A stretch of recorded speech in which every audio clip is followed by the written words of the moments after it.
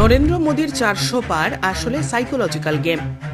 লোকসভা নির্বাচনের ফলাফল নিয়ে বড় ভবিষ্যৎবাণী করলেন প্রশান্ত কিশোর। বিজেপির জন্য এই নির্বাচন সুখকর হবে না বললেন পিকে।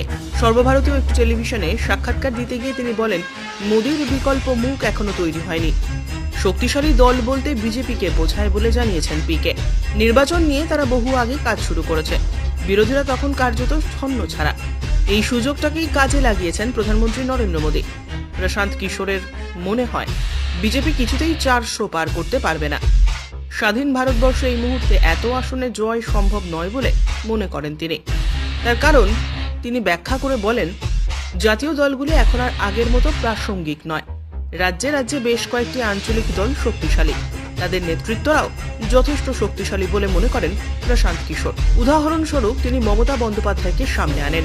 বাংলায় বিজেপির ভালো ফল হবে বলে মনে করেন পিকে। আগামীতে বাংলায় বিজেপি ক্ষমতায় আসার সম্ভাবনা রয়েছে বলেও জানান তিনি।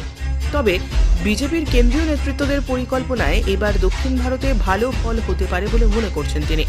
তিনি আরও বলেন, অন্ধ্রপ্রদেশে যথেষ্ট ভালো ফল করবে বিজেপি। এমনকি তামিলনাড়ু ও কেরলে বিজেপি তাদের শক্তি বৃদ্ধির প্রমাণ দেখাবে। কর্ণাটকে অবশ্য কিছুটা ছন্নছাড়া দেখিয়েছে বিজেপি।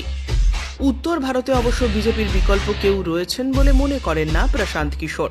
তিনি বলেন, উত্তর ভারত মানেই এখন গেরুয়া শক্তি, আর এই জায়গাতে কংগ্রেস ভালো ফল না করতে পারলে বিজেপিকে পরাস্ত করা কঠিন। তবে এবছরে ভোটে মোদীর স্বপ্ন পূরণ হবে না বলে মনে করেন পিকে। তাই কেরিয়ার শেষে মোদীর হয়তো স্বপ্ন অধরাই থেকে যাবে বলে জানিয়েছেন ভারতের এই বিখ্যাত ভোট কুশলী। ব্যুরো রিপোর্ট, উত্তরের প্রহরী।